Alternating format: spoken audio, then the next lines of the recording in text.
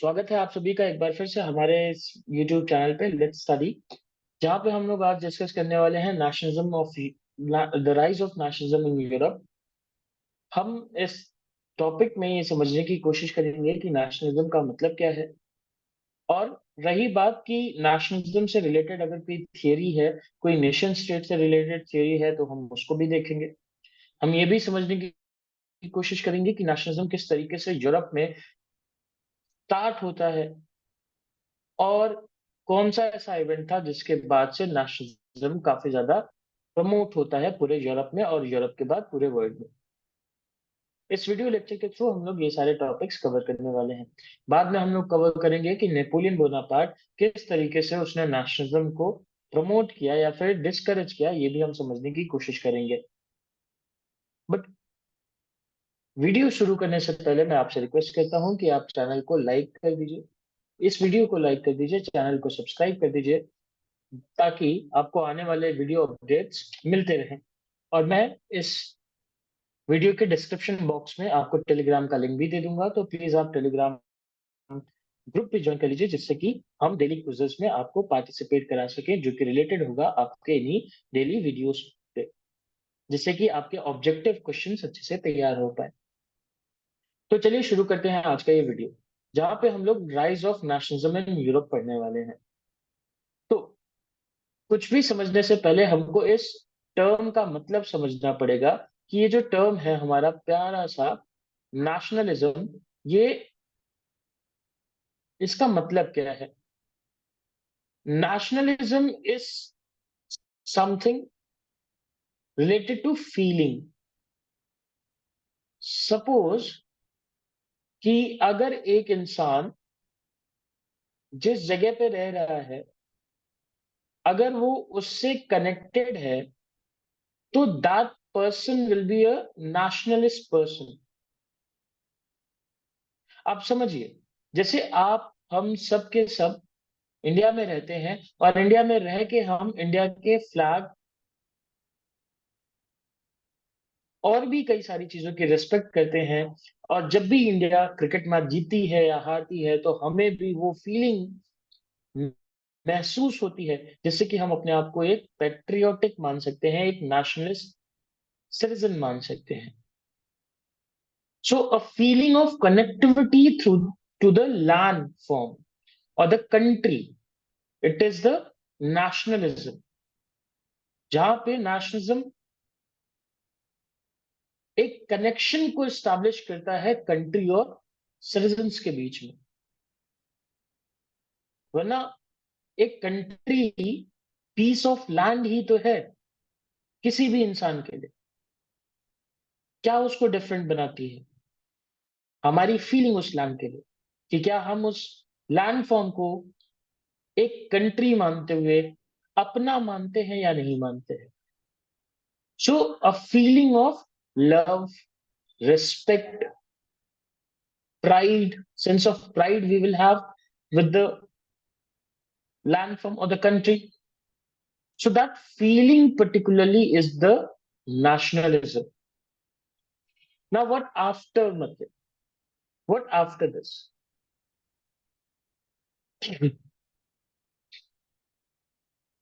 Wait. There was a painting painted by Frederick Sorio, where he tried to depict how different countries are trying to get this feeling or this type of government or this nationalist sentiment. We all know the French were the first group who attained the sovereignty, or who changed sovereignty from the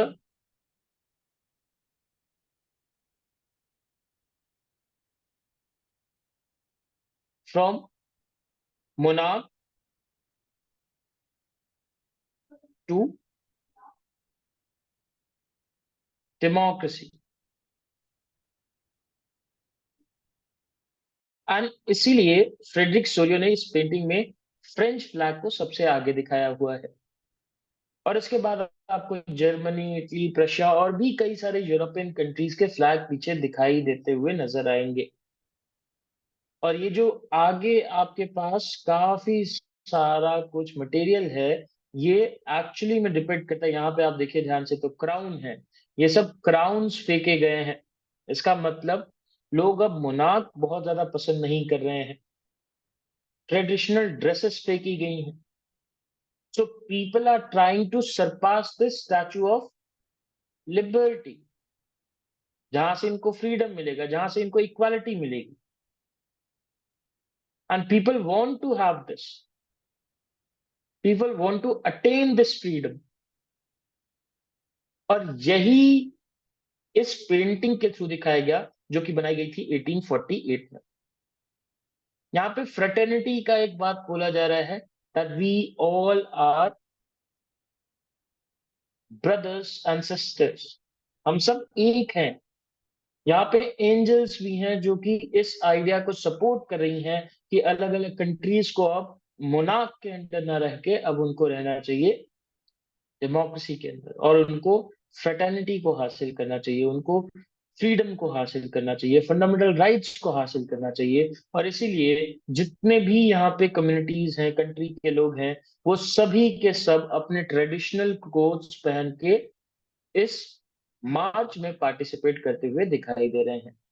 तो I hope ये paintings painting आपको समझ में आई हो, जिसमें Frederick Sorio ने उस time पे ये इमेजिन किया कि फ्रांस लीड करेगा इस पूरे प्रोसेशन को 1848 में। अब what after this, let's see. There was a person, philosopher, Ernest Renan, and he give an idea to the nation state. Because जब हम बात कर रहे हैं 1848 की, जहां पे फ्रेडरिक सोरियो ने वो पेंटिंग बनाई, और उससे पहले भी हम ये जानते हैं कि यूरोप में मोनार्क्स थे, और मोनार्क्स का कोई भी नेशन स्टेट नहीं है। वो क्या होगा, एम्पायर होगा। और ऐसी सिचुएशन में आप ये समझने की कोशिश करो, with the birth of democracies modern nation states भी डेवलप होंगे। ये नेशन स्टेट्स जो हम आज देखते हैं वो पहले ऐसे नहीं थे। चाहे वो फ्रांस हो, जर्मनी हो, वो सब के सब एक एम्पायर का पार्ट हुआ करते थे। और वो एम्पायर कहीं ना कहीं लोगों का नहीं, राजा से उसकी पहचान होती थी। फिर धीरे फिर उसके बाद में एक आइडिया आया कि भैया, जो हमारा नेशन स्टेट है वो और कुछ नहीं, एक ऐसी सिचुएशन है जहां पे सब लोग कॉमन हो, जहां पे सब लोग एक जैसे हों, वो नेशन स्टेट होगा। जहां पे सब लोगों की आइडेंटिटी एक जैसी हो। अब जरा समझने की कोशिश करिए कि क्या अगर इस कॉमन के आइडिया से हम चलें तो इंडिया कभी भी एक नेशन स्टेट होगा उस आइडिया से? बिल्कुल नहीं। हमारे यहाँ पे डाइवर्सिटी है, अलग अलग तरीके के लोग हैं, अलग अलग आइडियोलॉजीज हैं, अलग अलग बिलीफ सिस्टम है, अलग अलग कस्टम्स हैं। तो क्या अलग अलग कम्युनिटीज एक नेशन स्टेट में रह पाएंगी या नहीं रह पाएंगी?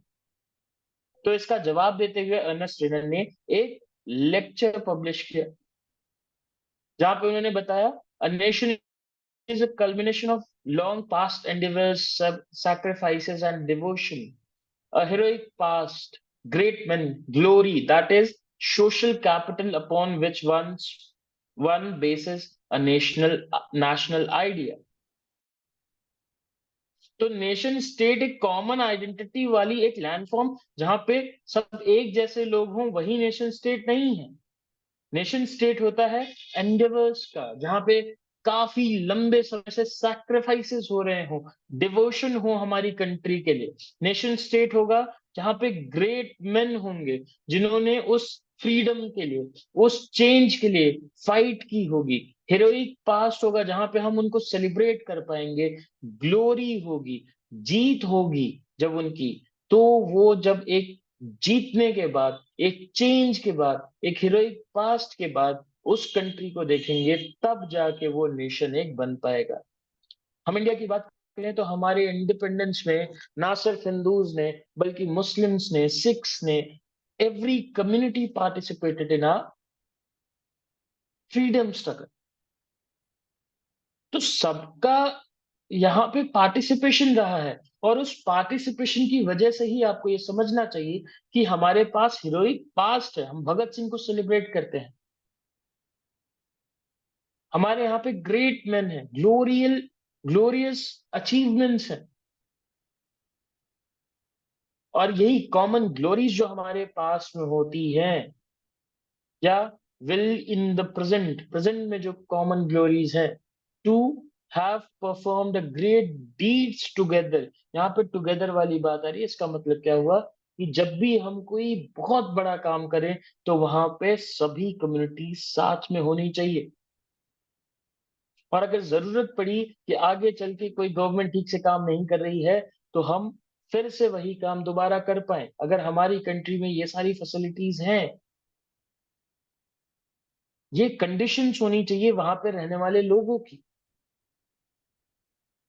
कि जो हमारे एंसेस्टर्स ने हमारे लिए किया है वो काम हम अपने आने वाली जनरेशन्स के लिए कर पाए, तो ही वो एक नेशन स्टेट कहा जाएगा। तभी हम एक बेटर नेशन स्टेट फोर्ज कर पाएंगे। A nation state therefore is a large scale solidarity, जहां पे बहुत बड़े लेवल पे यूनिटी होगी। सॉलिडेरिटी मतलब यूनिटी, और इसका एग्जिस्टेंस ही डेली प्लेबसाइट है, कि यहाँ पे डेली लोगों से प्लेबसाइट किया जाए। प्लेबसाइट का मतलब होता है एक ऐसा इलेक्शन जहां पे लोगों की राय ली जाए। प्रोविंसेस, इनहाबिटेंट्स, तो यहाँ पे कंसल्टेशन होना चाहिए इनहाबिटेंट से कोई भी डिसीजन लिए जाने से पहले। तो एक्चुअली में नेशन स्टेट का मालिक कौन हुआ? वहां के रहने वाले लोग, वहां के सिटीजन्स। और नेशन स्टेट्स जो होंगी, उनका जो रियल इंटरेस्ट एनेक्सिंग और holding on to country against its will नहीं होगा। जैसे मान लीजिए आज हम इंडिया और पाकिस्तान की बात करें, तो अगर इंडिया जबरदस्ती पाकिस्तान को कैप्चर भी कर लेता है, तो भी एक प्रॉब्लम ये रहेगी कि हम उनके विल के अगेंस्ट में उनको कैप्चर कर रहे हैं, तो वो हमारे साथ जुड़ नहीं पाएंगे, और इसलिए हम फिर एक बड़ा नेशन स्टेट नहीं बना पाएंगे। नेशन का एग्जिस्टेंस बहुत अच्छी चीज है, बल्कि जरूरत है आज के टाइम की, कि नेशंस होने चाहिए जहां पे लोगों को मेन अथॉरिटी दी जाए, जहां पे लिबर्टी की गारंटी हो, जहां पे ऐसा सिचुएशन ना हो कि एक लॉ हो और एक मास्टर हो। तो आई होप ये चीज आपको समझ में आई, जहां पे नेशन स्टेट का एक बेटर डेफिनेशन दिया, या एक बेटर एक्सप्लेनेशन दिया अर्नेस्ट रेनन ने, कि अलग अलग कम्युनिटीज वाली कंट्री भी नेशन स्टेट खोज कर सकती है, बट उसके लिए उसको ये सारी चीजें चाहिए होंगी, कि एक हीरोइक पास्ट हो, सैक्रिफाइसेस हो, एक नेशनल आइडिया हो, और जो कुछ भी पास्ट में हुआ है, प्रेजेंट जो हमारी कम्युनिटी है उसको आने वाली जनरेशन्स के लिए भी कर सके अगर जरूरत पड़ी तो। मेन पावर किसको मिले? सिटीजन्स को मिले, लिबर्टी मिले, कहीं से भी एक मास्टर वाली सिचुएशन ना आए। चलिए आगे बढ़ते हैं। नेक्स्ट जो हमारा टॉपिक रहेगा वो है French revolution and the idea of nation. कि भाई फ्रेंच रेवोल्यूशन जो हुआ 1789 में, उससे कौन सा ऐसा आइडिया ऑफ नेशन बना। नेशन की आइडिया फिर वही, कि हमें एक कलेक्टिव बिलोंगिंग डेवलप करनी पड़ेगी, चाहे वो अलग अलग कम्युनिटीज ही क्यों ना हो। तो कलेक्टिव बिलोंगिंग डेवलप करने के लिए हमें ऐसा कौन सा काम करना होगा, चलिए समझ लेते हैं एक एक पॉइंट का। सो पहला पॉइंट ये है दैट फ्रेंच रिवोल्यूशनरीज, उन्होंने कई सारे ऐसे मेथड्स अडॉप्ट किए जिससे कि सेंस ऑफ कलेक्टिव बिलोंगिंग लाई जा सके सिटीजन्स में। चलिए, पहला, the idea of la patrie and le citoyen. क्या किया इन्होंने? फ्रांस को बोला कि जो ये फ्रांस एक मेन लैंड है, ये एक्चुअली में हमारे फादर के समान है और हम इसके बच्चे हैं। तो चाहे वो थर्ड स्टेट के लोग रहे हों, सेकंड स्टेट के या फर्स्ट स्टेट के, सब लोग इस आइडिया से बड़े खुश होंगे और अपने आप को इक्वल फील करा पाएंगे कि हमारे जो ये फ्रांस है, हमारी फ्रांस, ये हमारे पिता के समान है और हम इसके बच्चे हैं। तो एक पिता कभी भी अपने बच्चों में कोई भी डिस्पैरिटी नहीं करेगा। इसीलिए यहाँ पे idea of la patria and le citizen दिया गया, जो कि हमने इंडिया में भी देखा। हमारे यहाँ पे मदरलैंड और सिटीजन्स का कॉन्सेप्ट है। अब इसके अलावा जितनी भी कम्युनिटीज उस कंट्री में होंगी, वो सारी की सारी कम्युनिटीज को इक्वल राइट्स प्रोवाइड किया जाएगा। कोई भी तरीके का डिस्क्रिमिनेशन नहीं होगा। एक कॉन्स्टिट्यूशन होगा। नया फ्रेंच फ्लैग बनाया गया, ट्राई कलर, जिसमें कि ब्लू, रेड और व्हाइट था, जिसको कि पुराने वाले जो रॉयल स्टैंडर्ड फ्लैग था उससे रिप्लेस कर दिया और फ्लैग से भी एक कनेक्शन स्टैब्लिश हुआ लोगों के बीच में। Apart from this, state general, जो पहले एक ऐसी अथॉरिटी थी, जब टैक्सेस बढ़ाने हो तो फिर किंग उस जनरल को बुलाता था, उसका नाम बदल के एक्टिव सिटीजन्स ने, जो elected body of active citizens थी, उन्होंने उसको नेशनल असेंबली बना दिया ताकि उसमें सबकी एक फीलिंग आ सके। सेंट्रलाइज एडमिनिस्ट्रेशन सिस्टम इम्पोज किया गया, जिससे कि हर सिटीजन्स को, फ्रांस में रहने वाले हर सिटीजन्स को एक ही तरीके का लॉ मानना हो और एक ही तरीके की सारी चीजें हो, जिससे कि हर एक स्टेट चेंज होने पे लॉज ना चेंज हो जाए या जिससे लोग परेशान ना हो। अपार्ट फ्रॉम दिस, कई सारे हाइम्स, ओथ्स भी कंपोज किए गए। मैटेरियल्स को एक तरीके से सम्मान दिया गया। इंटरनल कस्टम ड्यूटीज जो थी, ड्यूज जो थे, उनको अबॉलिश कर दिया गया।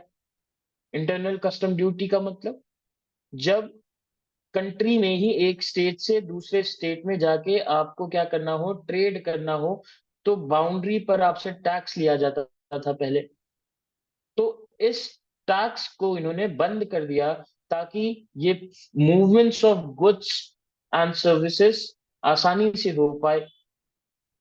इसके बाद आप देखेंगे कि रीजनल डायलेक्ट, ये सबसे बड़ी चीज है कि फ्रांस ने रीजनल डायलेक्ट्स को डिस्करेज किया। इसका मतलब जो रीजनल लैंग्वेजेस थी उनको डिस्करेज किया और फ्रेंच लैंग्वेज को प्रमोट किया एज अ नेशनल लैंग्वेज और कॉमन लैंग्वेज। ये कुछ एक चीजें थी जिसके बदौलत फ्रांस में एक यूनिटी डेवलप हो पाई, जिससे कि फ्रेंच पीपल के बीच में एक कनेक्टिव बिलोंगिंगनेस आ पाई। और जब कलेक्टिव बिलोंगिंगनेस होगी, तभी ये पॉसिबल है कि वहां पे एक नेशन स्टेट का डेवलपमेंट होगा। और वैसा ही यहाँ पे हुआ। लोग कलेक्टिव बिलोंगिंगनेस शेयर करते हैं और फिर इसके बाद में फ्रांस एक मॉडर्न नेशन स्टेट बनता है।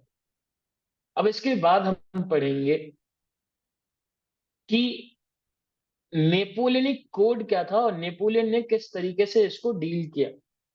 समझने की कोशिश करिए। हमने ये देखा कि 1804 में नेपोलियन जब रूलर बनता है तो उसने अपने लिए एक, अपनी कंट्री के लिए एक नया नेपोलियनिक कोड बनाया।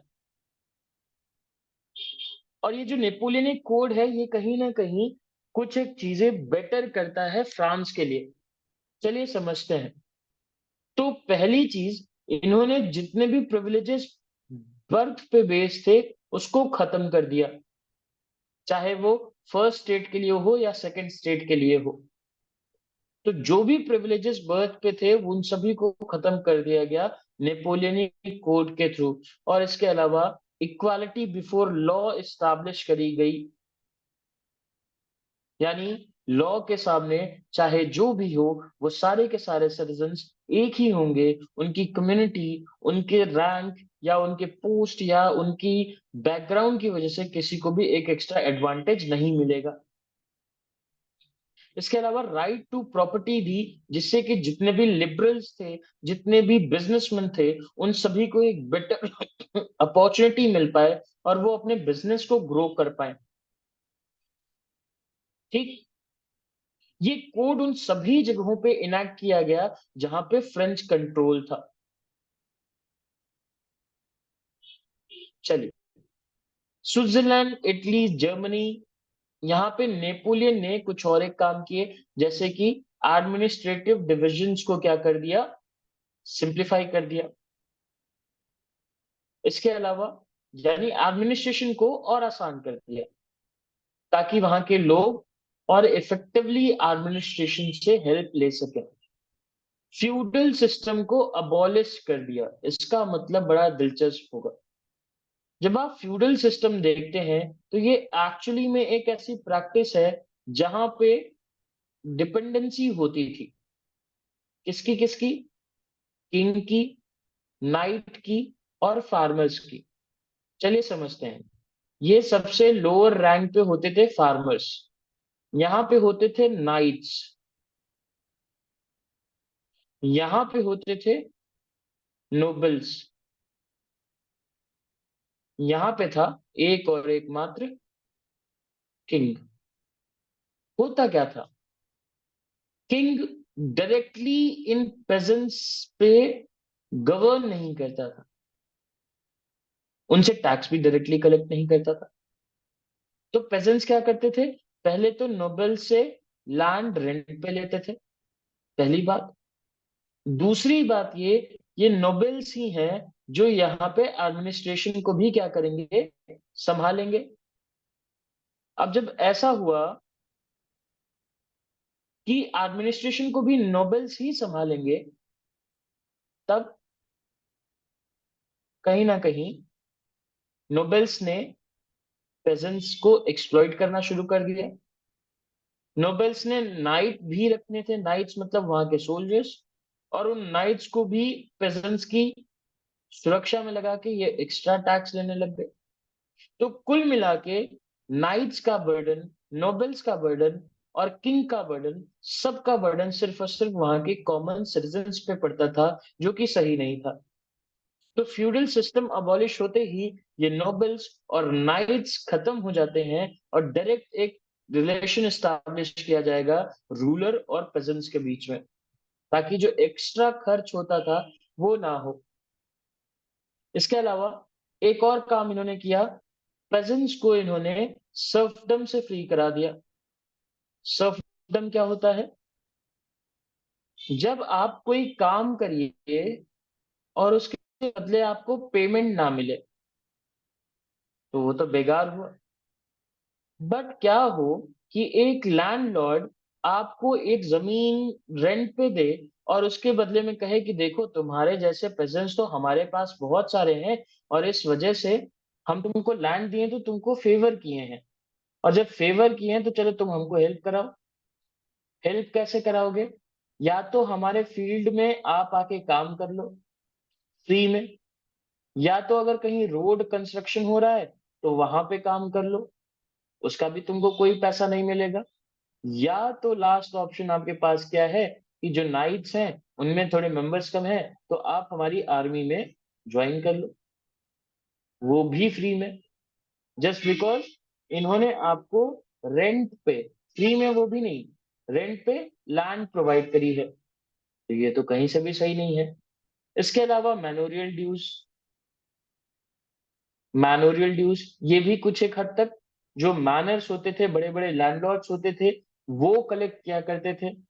और टाउन्स में क्या होता था, गिल्ड रिस्ट्रिक्शंस इम्पोज थी। इसका मतलब क्या होता है कि अगर मान लीजिए कोई आर्टिशियन है, ठीक है, अब जो एक टाउन का आर्टिशियन है वो दूसरे टाउन में अपने आर्ट को नहीं सेल कर सकता है, ये था गिल्ड रिस्ट्रिक्शन। और जैसे ही गिल्ड रिस्ट्रिक्शन हटा, तो जितने भी आर्टिशियंस थे, क्राफ्ट्समैन थे, उन्होंने अपने आर्ट को, क्राफ्ट को दूसरे टाउन्स में बेचना शुरू किया, जिससे कि उनको एक बेटर अपॉर्चुनिटी मिली और एक बेटर सोर्स ऑफ इनकम मिला। ट्रांसपोर्टेशन और कम्युनिकेशन सिस्टम को भी नेपोलियन ने बेटर कर दिया, इंप्रूव कर दिया, ताकि गुड्स और सर्विसेज का जो मूवमेंट है वो तेज हो पाए। अब लास्ट बात ये है कि क्या सब जगह पे नेपोलियन ने सब कुछ अच्छा ही किया? तो ऐसा भी नहीं था। कुछ एक जगह जैसे कि वर्सो, मिलान, मेंस, इन जगहों पे नेपोलियन ने कुछ एक चीजें ऐसी करी जिसकी वजह से वहां के लोगों ने नेपोलियन को अपोज भी करना शुरू कर दिया। वो चीजें क्या थी? इन्होंने नए एडमिनिस्ट्रेशन अरेंजमेंट तो किए, बाकी सारी चीजें अच्छी हैं, बट कहीं ना कहीं पॉलिटिकल फ्रीडम खत्म हो गई। आप नेपोलियन के अगेंस्ट कुछ नहीं बोल सकते हैं, आप नेपोलियन के अगेंस्ट नहीं जा सकते हैं। आपको एक इंक्रीज्ड टैक्सेशन देना होगा, क्योंकि नेपोलियन का एक सपना था कि भाई हम क्या करेंगे, यूरोप को जीतेंगे, पूरी यूरोप हमारी मुट्ठी में होनी चाहिए। तो नेपोलियन ने यूरोप को जीतने के लिए क्या किया? टैक्सेशन बढ़ाया ताकि वो एक बड़ी आर्मी रख सके। सेंसरशिप का मतलब होता है suppression of expression, suppression of expression. जहां पे आपको कुछ एक्सप्रेस करने ही ना दिया जाए, वही सप्रेशन, सॉरी वही सेंसरशिप है। आप नेपोलियन के अगेंस्ट में कुछ बोल नहीं सकते हैं। फोर्स्ड कॉन्क्रप्शन किया फ्रेंच आर्मीज में। इसका मतलब क्या हुआ कि जबरदस्ती लोगों को फ्रेंच आर्मीज में भरा गया। अब इन सभी रीजंस की वजह से नेपोलियन का ये जो पूरा एक फेज था, थोड़ा सा ऐसा हो गया जहां पे आपको दोनों चीजें सोचनी पड़ेंगी। इन्होंने इकोनॉमी को अच्छा करने का बेहद प्रयास किया, इन्होंने गरीबों के लिए काम किया, बट इन्होंने कहीं ना कहीं टैक्सेस भी बढ़ाए, सेंसरशिप भी इम्पोज किया। और इन सभी रीजंस की वजह से आपको ये इवैल्यूएट करना होगा कि ये जो नेपोलियन है, इनका काम कैसा रहा। तो रही बात नेपोलियनिक कोड की, तो वो मैंने एक्सप्लेन कर दिया कि नेपोलियनिक कोड में क्या क्या चीजें थी, नेपोलियन ने क्या कुछ किया अपनी टेरिटरीज में। अब जरा समझते हैं कि आगे आने वाले वीडियोस में हम लोग क्या डिस्कस करेंगे। हम लोग आगे के टॉपिक्स को डिस्कस करेंगे और एक एक वीडियो हम लोग रोज अपलोड करेंगे और रोज देखेंगे। तो आज के लिए इतना ही, मिलते हैं नेक्स्ट वीडियो में। तब तक के लिए अपनी पढ़ाई को जबरदस्त तरीके से जारी रखिए। Thank you and stay safe. Bye bye, take care.